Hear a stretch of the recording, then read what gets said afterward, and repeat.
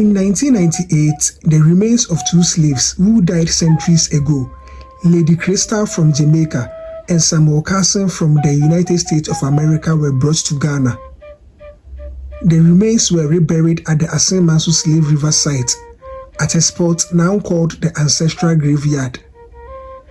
This was done to fulfill their death wishes of not letting slavery have the last words. 21 years later, Lady Crystal and Samuel Carson will have another ancestor join them at the Ancestral Graveyard. The ancestor is the remains of unknown slave believed to have been sent to Barbados through the Gold Coast in the slave trade era. The remains were brought to Ghana in the year 2019 by Prime Minister of Barbados, Miss Mia Motley, as part of the Year of Return activities. At the Asin Manso slave river site, this is what the tour guide, who doubles as a historian, had to say about the Ancestral Graveyard. So we are here at the Ancestral Graveyard. We have the remains of Madam Crystal from Kingston, Jamaica, Samuel Carson from New York City, United States, and then we have the last one brought back from Barbados by the Prime Minister of Barbados in 2019. 1998, we had the bones of our ancestors, Crystal and Samuel, brought back to this land for a reburial. Crystal was a native from this land all the way to Jamaica. They got to Jamaica and she wouldn't eat anything. She was caught in the act, so the Indians forced her to eat. That was when they were using the chisel and hammer method on her. They broke the teeth, created the way for the funnel, placed the funnel in there, pushed the food into the funnel with a hop of water. They pushed it down the throat. That way she stayed alive for them not to lose their money. But she was a strong woman. Each time she's forced to eat, she waits quietly after they have all lost. She put the fingers in the throat and throws everything up. Continued and died in the process. Her dying wish was to be brought back home. Centuries of preserving the bones, they flew the bones back in 1998 together with the bones of Samuel Carson. Carson was one of the very first group of African Americans to serve in the U.S. Navy. Died and wasn't given a befitting burial. His nephew Sonny Carson, an army officer, also a Pan-African, decided to bring the bones of his uncle back home to be reunited with the continent. And so when they flew the two bones here in 1998, they touched down at the airport, moved on a bus. They got to the town called Abanzi and the road was blocked. The youth told the leaders that none of these ancestors left here on buses. They were never in an airplane. If you had to bring them back, you should have shipped their bones.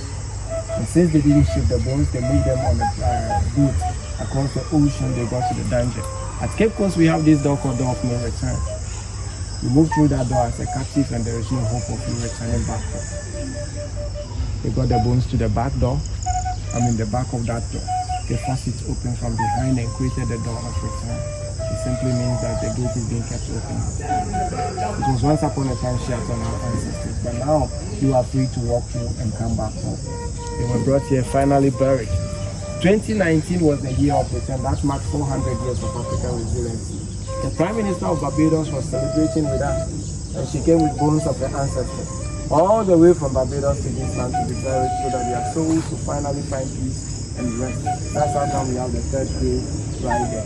Many people come and they have ashes of their relatives with them. It's either they take it to the river or they are allowed to sprinkle it all around these graves, putting the aspiration back to the soil of Africa. Asin Manso Slave River today is a World Heritage Site.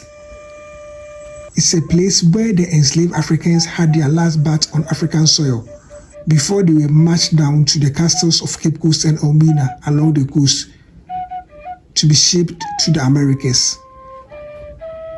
Just as the Cape Coast and the Elmina Castle, Asin Manso Slave River received large number of visitors from the diaspora.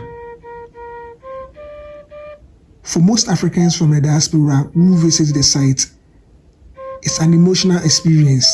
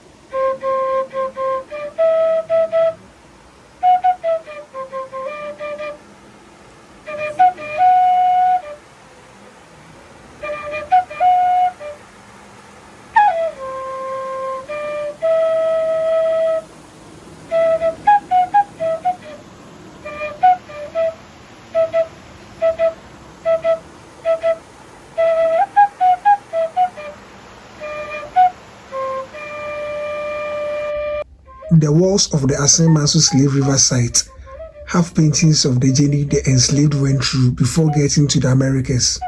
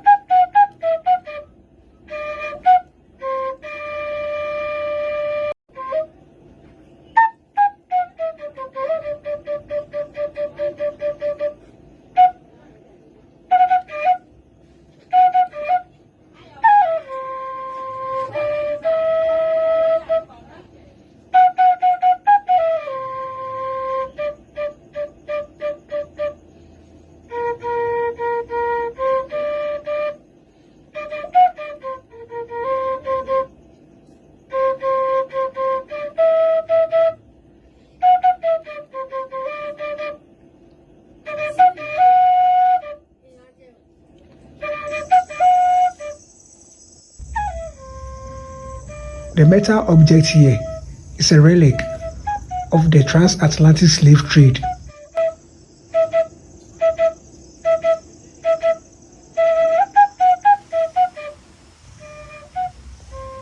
A painting of how some of the slaves were handled at the slave river site.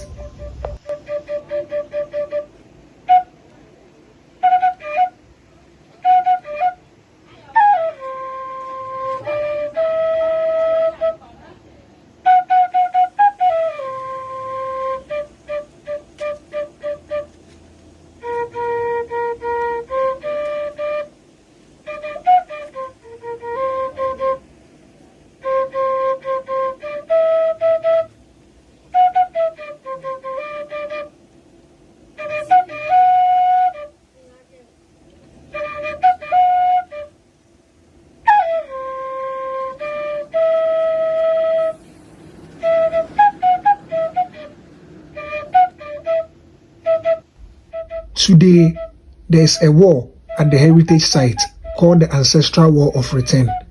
Visitors from the diaspora write their names there.